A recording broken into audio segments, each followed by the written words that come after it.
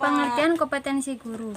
Menurut Undang-Undang Tahun 2005 tentang Guru dan Dosen, kompetensi adalah seperangkat pengetahuan, keterampilan, dan perilaku yang harus dimiliki, dihayati, dan dikuasai oleh guru atau dosen dalam melaksanakan tugas keprofesionalan. Kompetensi dalam bahasa Indonesia merupakan kata serapan dari bahasa Inggris, yaitu competence, yang berarti kecakapan dan kemampuan. Hakikat kompetensi adalah kekuatan mental dan fisik untuk melakukan tugas atau keterampilan yang dipelajari melalui latihan dan praktek. Dari hal ini, maka suatu kompetensi dapat diperoleh melalui pelatihan dan pendidikan. Kompetensi guru adalah perpaduan antara pengetahuan, keterampilan, serta sikap yang harus dimiliki oleh guru dalam menjalankan tugas dan kewajibannya secara profesional. Baik, di sini saya akan melanjutkan mengenai dampak kompetensi guru. Sebelumnya, terdapat 3 syarat yang harus dipenuhi untuk meningkatkan kompetensi guru. Di antaranya yaitu kemampuan kognitif. Pada kemampuan kognitif, terdapat kemampuan intelektual, penugasan mata pelajaran, pengetahuan tentang cara mengajar, bimbingan, penyuluhan, kemudian pengetahuan cara belajar dan tingkah laku individu. Kemudian kemampuan afektif. Pada kemampuan afektif ini terdapat kesiapan dan kesediaan guru untuk menghadapi berbagai hal yang berkenaan dengan tugas-tugas profesinya. Kemudian kemampuan psikomotorik. Pada kemampuan ini, guru dalam berbagai keterampilan dan perilaku seharusnya sudah tidak berdiri sendiri, tetapi saling berhubungan dan saling mempengaruhi. Kemudian dampak kompetensi guru.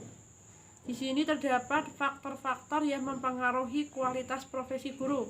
Yang pertama yaitu motivasi guru. Guru dapat memotivasi dengan adanya dana untuk penelitian seperti APBS atau dana BOS, biaya operasional siswa.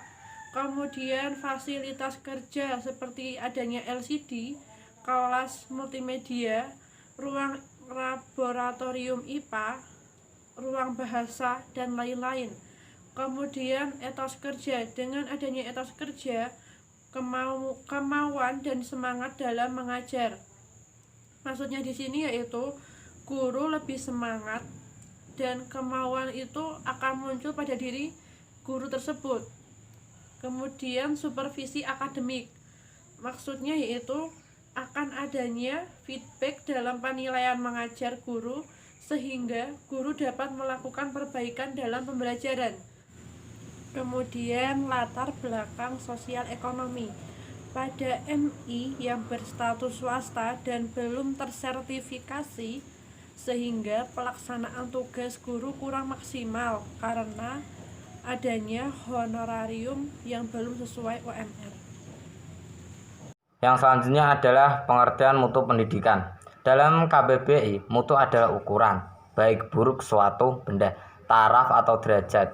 Secara istilah, mutu itu adalah kualitas memenuhi atau melebihi harapan pelanggan. Dengan demikian, mutu adalah tingkat kualitas yang telah memenuhi. Dalam Undang-Undang Sidiknas Nomor 2 Tahun 2003, pendidikan adalah usaha sadar dan terencana untuk mewujudkan suasana belajar dan proses pembelajaran agar peserta didik itu secara aktif mengembangkan potensi dirinya untuk memiliki kekuatan spiritual, keagamaan, pengendalian diri, kepribadian, kecerdasan, ala kemuliaan, serta keterampilan yang diperlukan dirinya masyarakat, bangsa, dan negara. Mutu pendidikan adalah kualitas atau ukuran baik atau buruk proses pengubahan sikap dan tata laku seorang atau kelompok orang dalam usaha mendewasakan manusia untuk mendekatkan diri kepada Tuhan melalui upaya bimbingan, pengajaran, dan pelatihan.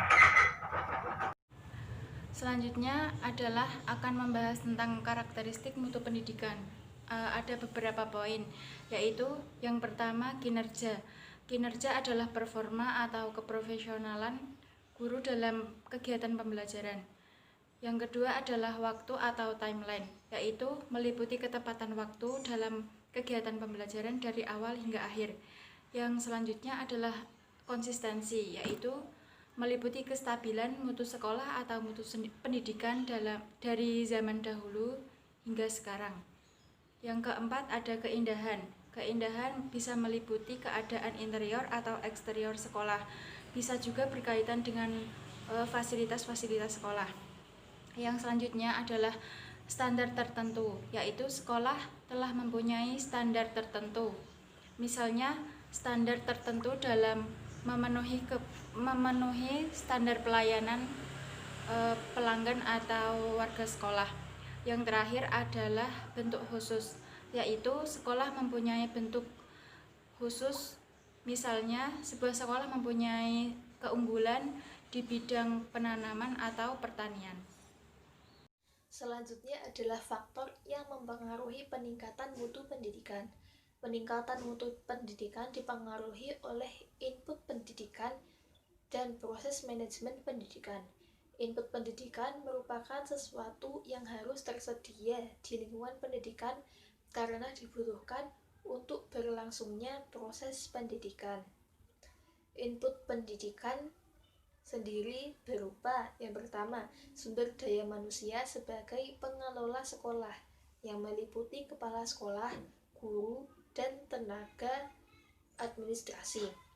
Yang kedua adalah sarana dan prasarana yang akan mengefektifkan komunikasi dan interaksi antara guru dan siswa dalam proses pendidikan. Yang ketiga adalah kesiswaan, yaitu siswa sebagai peserta didik yang turut menentukan keberhasilan proses pendidikan. Yang keempat adalah keuangan atau anggaran pembiayaan, yaitu sekolah yang harus memiliki dana yang cukup untuk menyelenggarakan suatu pendidikan. Yang terakhir adalah kurikulum, yaitu aplikasi atau penerapan metode dalam pendidikan seperti KTSP dan kurikulum 2013.